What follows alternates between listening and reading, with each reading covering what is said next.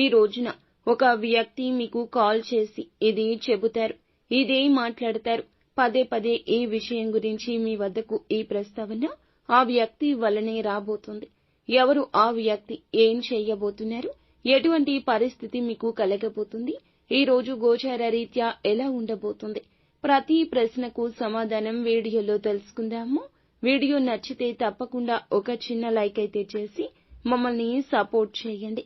ఇక ఆలస్యం లేదండి, వీడియోలోకి వచ్చేద్దాం. పోలేరమ్మ తల్లి జ్యోతిషాలయం. మీరు ఎక్కడెక్కడో జ్యోతిష్యం చెప్పించుకొని నిరాశ చెంది ఉన్నారా? అయితే ఒక్కసారి గురువు గారికి ఫోన్ కాల్ చేయండి. దూర ప్రాంతాల్లో ఉన్న వారికి ఒకే ఒక్క ఫోన్ ద్వారా వెంటనే పరిష్కారం చెప్పబడును. మీ ముఖము, ఫోటో, చేయి, పేరు, వయస్సు, గోత్రం వాట్సాప్ చేయండి. ప్రేమ, పెళ్లి, ఉద్యోగం, రాజకీయం, విదేశీ ప్రయాణం, ధనం నిలకడ లేకపోవడం, భార్యాభర్తల మధ్య గొడవలు, ఆస్తి తగాదాలు, అప్పుల బాధలు, స్త్రీ పురుషులకు పర్సనల్ గా ఎలాంటి సమస్యలున్నా పరిష్కారం చూపబడును. గురూజీ రామరాజు గారు. Phone number 9701875831. ఈ రోజు ఏ పని చేసినా నెమ్మదిగా సాగబోతుంది. తెలియకుండానే ఒక సమస్యలో చిక్కుకుంటారు. జాగ్రత్త తప్పక తీసుకోండి. తెలిసి కానీ తెలియక కానీ తప్పు చేసి ఉంటారు. ఇతరులతో మాట్లాడేటప్పుడు జాగ్రత్త. ఉన్నది ఉన్నట్లు మాట్లాడితే శత్రువులు వస్తారు. ఈ ఫోన్ కాల్ వల్ల అనుకుని ఇబ్బంది రాబోతుంది. కోపంలో ఏదో విషయంలో మాట జారి ఉండొచ్చు. దాన్ని పట్టుకుని మీపై ఇతర వ్యక్తులు కక్ష సాధించబోతున్నారు. నిందలు రాబోతున్నాయి.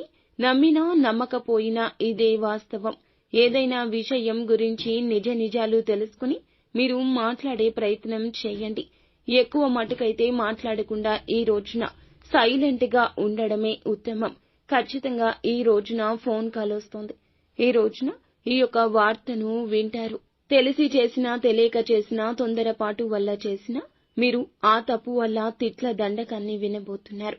మీకు తెలియకుండానే ఇదంతా జరిగిపోతుంది. ఇది మీ గ్రహ నీచ స్థితి.